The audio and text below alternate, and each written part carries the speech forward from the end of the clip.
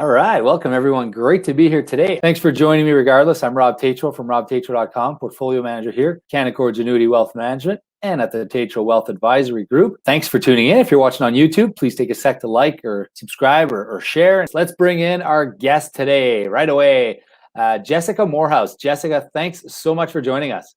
Thanks for having me. All right. So Jessica Morehouse, she's a speaker. She's also a financial counselor.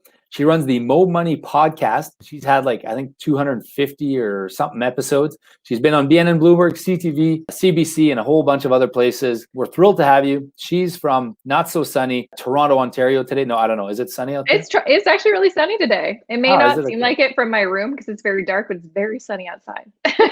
How do you feel about tips for improving credit scores for young millennials? Yeah, I get this question a lot. And I think a lot of people think there's a lot of mystery surrounding credit scores. And it's so disappointing to say it's not that mysterious. It's just be responsible with any kind of debt, credit that you have. Pay your phone bill on time, pay your mortgage on time, never miss a payment, and be responsible. Of course, there's a couple tips here and there, but I feel like a lot of people think that there's some secrecy or there's a lot of scammy companies that say, I can fix your credit score overnight, which is absolutely not possible. And so the boring truth is if you want to improve your credit score, and I have a best practices kind of download on my website, it's just about being responsible with credit and being consistent with that kind of responsible, habits that you're creating, and just time and patience will kind of help you out. You were talking earlier about saving and kind of what that saving looks like. A lot of times the millennials will feel that because they're so young, or there might be a misconception about an RSP or a TFSA saving. I've seen, if you're a successful young millennial with a very high income and you're able to actually save money, instead of paying down debt, an RSP contribution could make a ton of sense. Or perhaps you're low income now, but you expect or anticipate to get raises or higher income once you graduate or whatever it may be. That TFSA, the tax-free savings account, can be a fantastic place for you to grow and compound tax-free while, not having to worry about if you're saving or if you're paying down your debt, you're only making very little on that. So another area, do you have a comment on the RSP or the TFSA or that debate or what you see in your clients? Yeah, no, I'm a big fan of the TFSA for investing. The sad thing is, and I get this all the time, millennials, I think, and just anybody really, a lot of them don't know that a TFSA is not just a savings account, right? Yeah. And it's wild. And I mean, they screwed up when I was in my 20s. They screwed up. Honestly, I was thinking about this today. I'm like, they should have named it like a tax-free growth account or something like that. Tax-free investment account. That's what I would have named it personally. Yeah. I've done this rant a few times, and some of the viewers may be sick and tired of hearing me say it, but we did our young Canadians a huge disservice. All Canadians. So many Canadians have term deposits in their tax-free savings account, and they're making 2% tax-free. Well, 2% tax-free, the tax that you would have paid on a $5,000 contribution annually, after tax, it's like a lunch. You're saving like a lunch on taxes. So I know it's embarrassing that they named it that. But anyways, I totally interrupted you. You're going to say that. No. I 100% feel what you're feeling. I can't stand that they, it was just bad marketing, really. Whoever made that decision was bad marketing. But I think, like you said, a TFSA is such a great place to put your investments. Like when I started investing in 2010, it was very new and I had no idea what it was for. And so I just put cash in it like everybody else and just really focused on my RSP because I thought that was the only way that you could grow your wealth in a tax efficient way. But I mean, I love my RSP. I especially as someone who's self-employed, it's great, tax saver for me, but I also love my TFSA. It's great because you get more flexibility. Like for me, when I put something in my RSP, I am not touching it until I retire. So it is almost in my mind locked in, not touching it.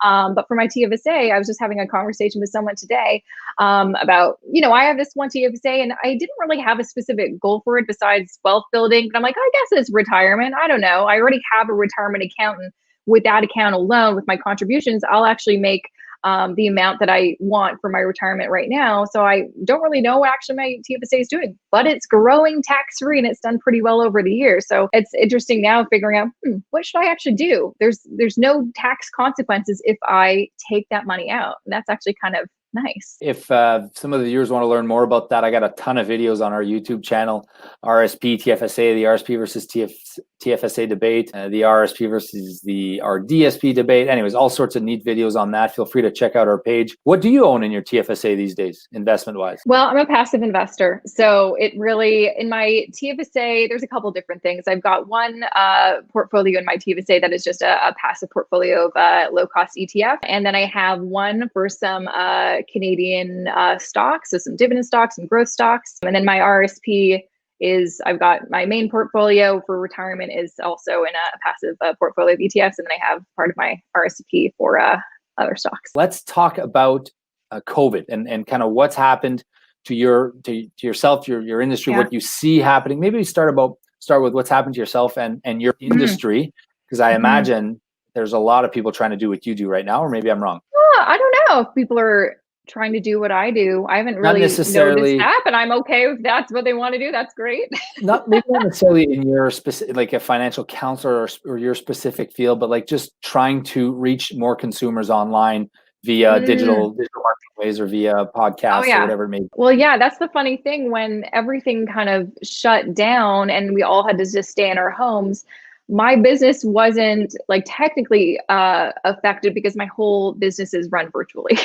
So it wasn't a big shift for me. What I was doing in my business definitely was a big shift. I mean, a lot of my public speaking work, I mean, all of it was canceled, of course. And basically in March, there was a time where every kind of project or work thing that I had booked was canceled. So I had zero income coming in, and it was terrifying. But also it was like, I've been here before. I've had lots of ups and downs in my career. There's been lots of bouts of unemployment. I can deal with this. It's okay. We're good at this. I'm good at survival mode if I need to be. And so I definitely we're like, okay, if we're going to be real frugal, I got this. I lived off nothing in my 20s. I got this. Luckily though, things did kind of improve because I shifted my focus less on obviously speaking and kind of influencer stuff, and just kind of doubled down on being like, hey, I'm a financial counselor. If anyone wants to book with me, you can book with me. And so I've been focusing more on that, on my online courses, I developed a bunch of budget spreadsheets people can download on my website, and also took most of this time this summer to study to finally get that Canadian securities course done, because bought it 2 years ago, haven't finished it. So I'm like, you know what? There's no excuse this summer. You have no plans. Do you see any significant market disruptions that are going to happen as of COVID, or do you think life will get back to normal? And I don't think life will get back to normal. I would love, I pretend like that's what's going to happen because I like to be hopeful, but I don't think so. I mean, it's so impossible to say. I personally thought then when everything shut down in March, this was the sign. I'm like, things are going to get really, really bad. And then somehow they kind of improved. I mean, not for everybody. It depends on your particular situation. If you lost your job, there's lots of bad things that affected a lot of people. But in terms of like the stock market, makes no sense to me. And so for me, I kind of think that things are just delayed and things will decline, or things will kind of look a bit bad. And also depending on what's going on in the US, it's anyone's guess, but I'm bracing for something like the other shoe to fall or whatever. And that's me just being like pessimistic as a way to, self-preserve and just hold on to the sanity I have right now. Expect the worst, right? Yeah, exactly. Because then you won't be disappointed. Exactly. Yeah. Thanks so much, Jessica. Anything else you'd like to add that I missed to ask you today that I should have covered and I missed? Or tips or anything? Yeah, we have. It was definitely a wide. My overall messaging to whenever I'm on a show is hopefully I'll just motivate people to not be afraid to dive in, pick up a book, read a blog, listen to a podcast. It doesn't matter where you're at in your financial life. It's never too late. And also reminding people my story. I didn't come from a business background or a finance background. I have a film degree that is completely useless.